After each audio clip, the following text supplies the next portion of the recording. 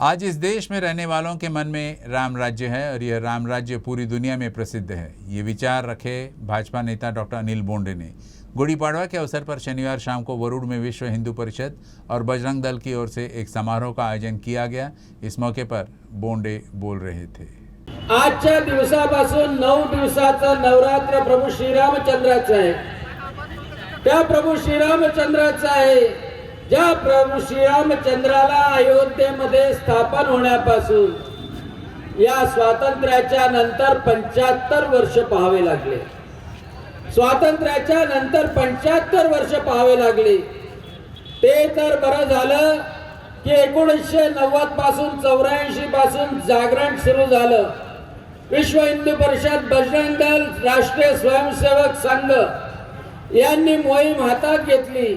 Car सेवा झाली, अनेक कारसेवक शहीद झाले आणि अनेक कारसेवक शहीद झाल्यानंतर तो बाबरीचा ढाचा जो उझबेकिस्तान मधून आलेला बाबर होता, ज्या बाबरांनी प्रभू श्रीरामचंद्राचं मंदिर पाडून बाबरीचा ढाचा उभारला होता, जिथे कधी नमाज पढल्या गेली नव्हती, तो ढाचा साफ करून शेवटी पंतप्रधान नरेंद्रजी मोदींच्या अखत्यारीत सुप्रीम कोर्टाने निकाल देऊन आज प्रभू श्रीरामचंद्रांचं त्यांच्याच अयोध्येमध्ये जन्मस्थानी त्यांचं मंदिर उभारलं होतं। मध्य प्रदेश में सातपुड़ा पहाड़ियों में मेलघाट की सीमा पर खाकनार पुलिस ने अवैध हथियार मामले में 11 हाथ से बने पिस्तौल के साथ 2 लोगों को गिरफ्तार किया है। गिरफ्तार आरोपियों में मुरैना के सब्जीतपुरा जिले के सुग्रीव अंगद धाकड़, बल्लीपुरा जिले के मुरैना के 40 वर्षीय बिरबल उम्मेद धाकड़ है। मध्य प्रदेश के खाकनार मेलघाट से सटा सीमा क्षेत्र कहा जाता है। सूत्रों के मुताबिक बुरहानपुर जिले के पुलिस अधीक्षक राहुल कुमार लोढ़ा ने अपने जिले के सभी पुलिस अधिकारियों को अवैध पिस्टल व्यापार को रोकने और कार्रवाई करने का निर्देश दिया था।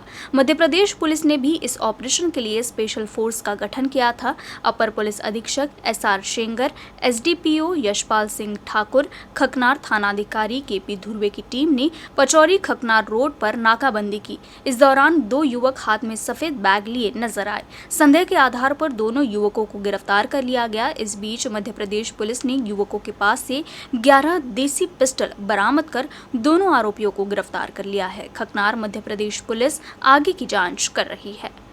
दोनों रहने वाले मुरैना के हैं। ये बेसिकली यहाँ पे ये पिस्टल खरीदने के लिए आए थे। इनके पास में कोई एक मोबाइल नंबर था जिससे इन्होंने संपर्क किया, उसके बाद में फिर यहाँ पे खरीदने के लिए आए। नाम उसका उनको पता नहीं है। नंबर लेकर हम लोग जो है वो आगे उसका टेक्निकल डिटेल निकाल रहे हैं और प्रयास करेंगे कि वो आगे का जो व्यक्ति है जिसने इनको ये पिस्टल बेची है उसकी भी गिरफ्तारी करे। और अभी ये 11 पिस्टल बरामद कर लिए। दोनों को अभी कोर्ट में पेश करके अग्रिम कार्रवाई की जाएगी।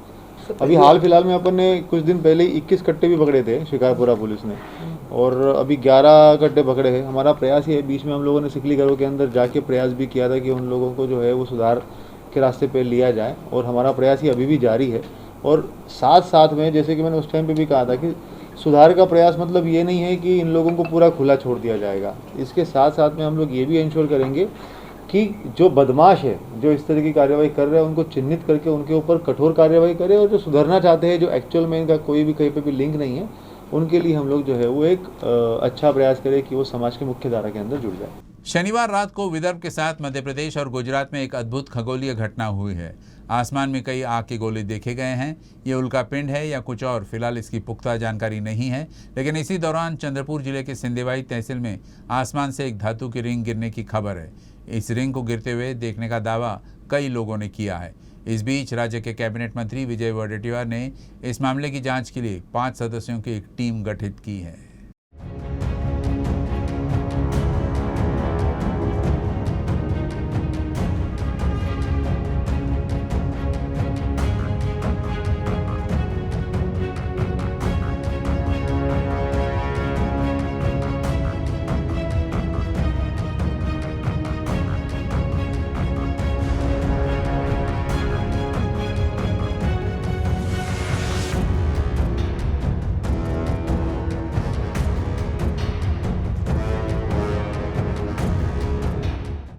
शनिवार रात को नागपुर के आसमान का नज़ारा कुछ इस तरह था। नागपुर के अलावा महाराष्ट्र के कुछ शहर, मध्य प्रदेश और गुजरात में भी इस तरह का नज़ारा रहा। आसमान में कई आग के गोलों को नीचे आते देखा गया। इस अद्भुत खगोलीय घटना को कई लोगों ने अपने मोबाइल में कैद कर लिया। पहली नज़र में किसी उल्कापिंड की तरह ये प्रतीक होते हैं, लेकिन अब तक इसकी पुख्ता जानकारी सामने नहीं आई है कि उल्कापिंड है या कुछ और। इस बीच चंद्रपुर जिले के सिंदेवाही तहसील में आसमान से एक धातु की रिंग गिरने की खबर सामने आई है। इस रिंग को गिरते हुए देखने का दावा कई लोगों ने किया है। पहिला तारा गेला, तारा गेल्यानंतर 5 मिनिटांनंतरच इथं फोड झाला। आम्ही इथं जागेवर बसून होतो, आम्ही 9 लोक होतो इथं। आणि बसल्या पडल्यानंतर पूर्ण लाल अंगार होता, पूर्ण फोड झाला।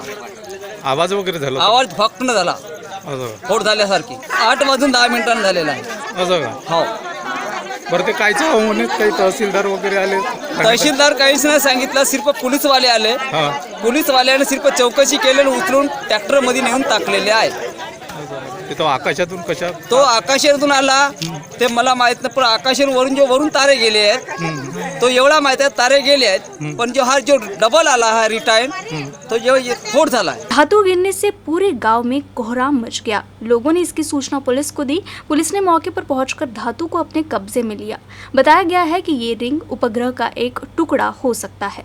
वहीं राज्य के कैबिनेट मंत्री विजय वडेट्टीवार ने 5 सदस्यों की टीम गठित कर पूरे मामले की गहनता से जांच करने के आदेश दिए हैं। नाही, बरोबर जिल्हाधिकाऱ्यांना आम्ही सांगितलं की या संदर्भातले असलेल्या विविध क्षेत्रातले जसे खगोलशास्त्रज्ञ असतील किंवा त्याच्याबरोबर IT क्षेत्रातले एक्सपर्ट असतील, काही शास्त्रज्ञ आहेत, अशी एक 5 लोकांची टीम त्यांनी त्या ठिकाणी बोलवून संपूर्ण विविध क्षेत्रातले जे काही एक्सपर्ट असतात त्यांना बोलवायचं आणि ते सुरू आहे। मला गोळे काही ठिकाणी ही रिंग पडली, सगळ्यांना सापडले, काही ठिकाणी आता गोळे पडले ते शोध सुरू आहे। कुठे कुठे काय काय पडलं आहे त्याची माहिती सगळी सुरू आहे। काही ठिकाणी गोळा मिळाला आहे, 1-2 गोळे असे छोटे छोटे मिळाले आहेत। त्याला आपण गोळा म्हणावं की त्याला एक वेगळ्या आकाराचं ती वस्तू आहे आणि ते कशाची आहे, ते काय असू शकतो हे सुद्धा आता डिफेन्सकडनं काही ती पण आहेच ना। डिफेन्सची टीम आहे, IT क्षेत्रातली टीम आहे, खगोलशास्त्रज्ञ आहेत, पुन्हा काही इतर एक्सपर्ट लोक आहेत, ते सगळी मंडळी त्या ठिकाणी जाऊन ती सगळे तपासत आहेत। आग के गोले दिखने से कयासू का बाजार भी गर्म रहा। कई मीडिया रिपोर्ट में दावा किया गया कि एक चीन के रॉकेट का मलबा था जो पृथ्वी के वायुमंडल में दाखिल हुआ और उसमें आग लग गई और जलता हुआ तेजी से पृथ्वी पर आने लगा। वही एस्ट्रोइड और न्यूजीलैंड के रॉकेट का मलबा होने का भी दावा किया जा रहा है। हालांकि अब तक इसकी पुख्ता जानकारी नहीं मिल पाई है। चंद्रपुर से पवन झबाड़े और नागपुर से फैजल खान, UCN न्यूज, नागपुर। पत्नी को घर वापस नहीं भेजने से नाराज पति ने अपनी सास की हत्या कर दी। घटना शेंदुरजना घाट मलकापुर के प्रभाग क्रमांक 8 से सामने आई है। मिली जानकारी के अनुसार बीते 1 साल से आरोपी की पत्नी मायके अपनी मां मृत चंद्रकला संतलाल तुमड़ाम के साथ रहती थी। आरोपी के बार बार बोलने के बावजूद चंद्रकला अपनी बेटी को वापस ससुराल नहीं भेज रही थी। इसी बात से गुस्साए आरोपी जीवनु धुर्वे ने नशे की हालत में अपनी सास चंद्रकला के घर जाकर उसकी हत्या कर दी। शेंदुरजना घाट पुलिस ने आरोपी को तिवसा घाट से गिरफ्तार कर लिया है और शव को पोस्टमार्टम के लिए वरूद ग्रामीण अस्पताल भेजा गया। पुलिस मामले में आगे की जांच कर रही है। पानी के महत्व को समझाने के लिए धारनी तहसील में राष्ट्रीय जल अभियान के तहत भोकरबर्डी ग्राम पंचायत में ग्राम सभा का आयोजन कर जल शपथ ली गई। मेलघाट सहित संपूर्ण विदर्भ में गर्मी आते ही पानी की समस्या उत्पन्न होने लगती है, लेकिन इस गर्मी में भी कुछ ग्रामीण पानी के महत्व को नहीं समझते हैं। लोगों में पानी के महत्व को बढ़ाने और जल प्रबंधन की अहमियत को समझाने के लिए ग्राम सभा में पानी की शपथ ली गई। इनमें पानी का उपयोग करते समय विशेष ध्यान रखना चाहिए और पानी को कैसे बचाया जाए, हम पानी का दुरुपयोग नहीं करेंगे, पानी का महत्व सभी तक पहुँचाने की शपथ ली गई। हमारे जीवन में पानी का विशेष महत्व है। सरपंच क्रांति दहीकर, उप सरपंच रोहित पाल, ग्राम सचिव विवेक राठौड़, ग्राम पंचायत सदस्य राजकिशोर साखरे, श्रीराम कसदेकर, प्रीति मावस्कर, आरोग्य सेविका इरपाले, आरोग्य सेवक सोनोने और बड़ी संख्या में ग्रामीण उपस्थित थे। मी आपले कुटुंबीय मित्र आणि शेजाऱ्यांना देखील पाण्याचा वापर करण्यास देखील पाण्याचा वापर करण्यास व वाया न घालण्यास प्रेरित करीन हा आपला जे ग्रह आहे व आपण त्याला वाचू शकतो आणि आपले भविष्य सुरक्षित करू शकतो. गत कुछ दिनों से ईंधन की कीमतों में लगातार बढ़ोतरी हो रही है। ऐसे में आम जनता की जेब पर इसका असर पड़ रहा है। युवा सेना के नेतृत्व में तिवसा शहर के मुख्य पेट्रोल पंप पर ईंधन की कीमतों में वृद्धि के खिलाफ थाली बजाकर विरोध प्रदर्शन किया गया। पेट्रोल डिझेलचे भाव कमी झालेच पाहिजे. पेट्रोल डिझेलचे भाव कमी झालेच पाहिजे. पेट्रोल डिझेलचे भाव कमी झालेच पाहिजे. जय भवानी, जय शिवाजी. बीजेपी सरकारचा निषेध असो. बीजेपी सरकारचा निषेध असो.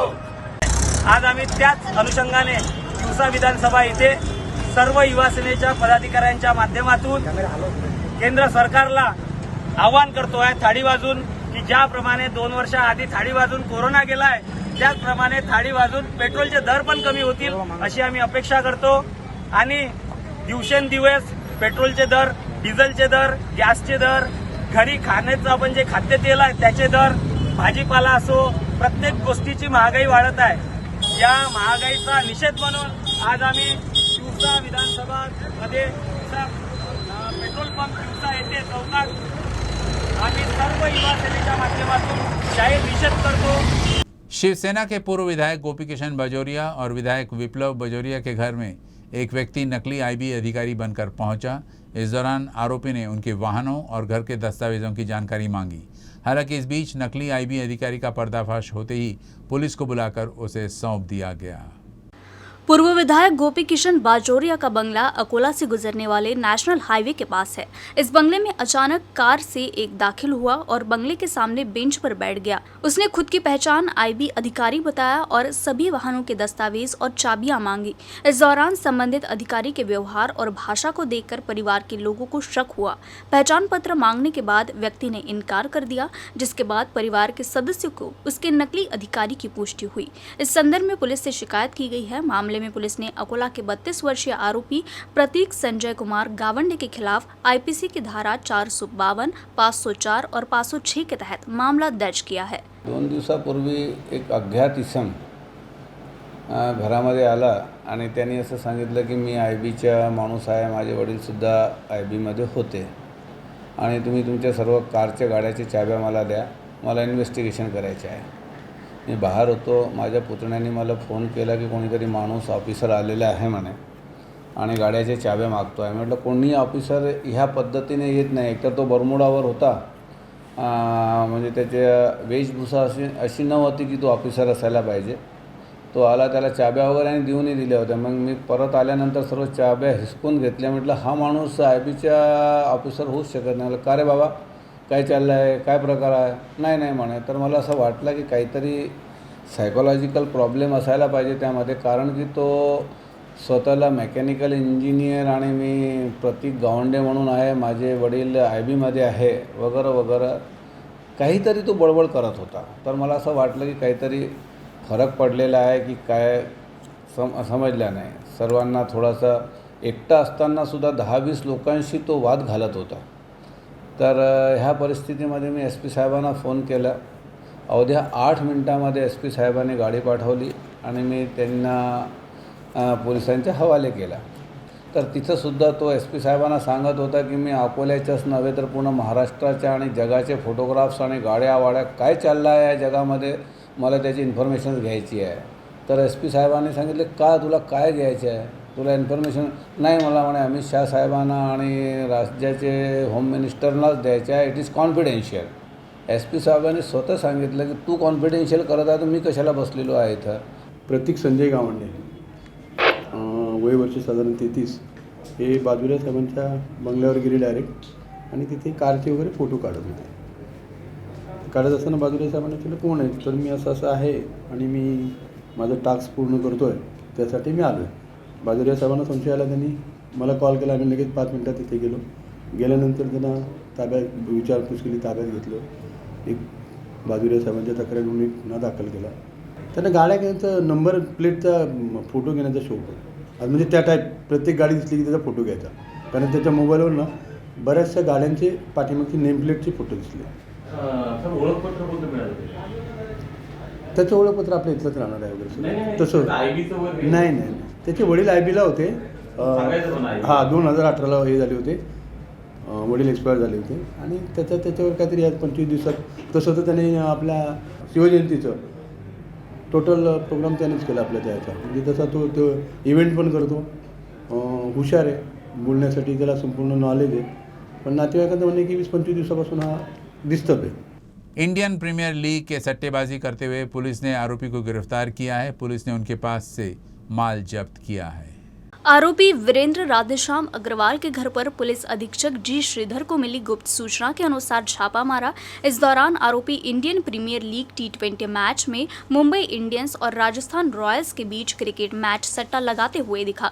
पुलिस ने मौके पर छापेमारी कर आरोपी को गिरफ्तार कर लिया है। उसके पास से क्रिकेट जुआ उपकरण, एक laptop, pen drive, mouse, keyboard, 8 mobile, cricket जुआ सामग्री, 1,10,000 रुपए नकद जब्त किए गए। सेना में अपनी निरंतर सेवा देने वाले एक वीर जवान के सेवानिवृत्त के होने के बाद अपने गृह नगर अकोला जिले के निम्बा गांव पहुंचा। इस मौके पर उनका गर्मजोशी से स्वागत किया गया। पंकज तायड़े एक वीर सैनिक अपनी सेवा पूरी करने के बाद अकोला के निम्बा लौट आए। ग्रामीणों ने जुलूस निकालकर उनका स्वागत किया। सेवानिवृत्त होकर गांव लौटे पंकज तायड़े का आतिशबाजी व संगीत से स्वागत किया गया। इस दौरान गांव में जुलूस निकाला गया। तायड़े 2005 में भारतीय सेना में शामिल हुए थे। अपने जीवन के 17 साल की सेवा के बाद वह सेना से सेवानिवृत्त हुए। उन्होंने जम्मू कश्मीर, पंजाब, लेह और लद्दाख में अपनी सेवा की।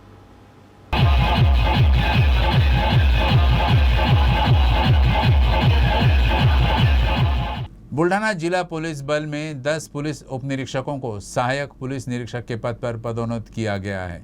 पदोन्नत अधिकारियों को जिला पुलिस अधीक्षक द्वारा मिठाइयां और गुलदस्ता भेंट कर सम्मानित किया गया।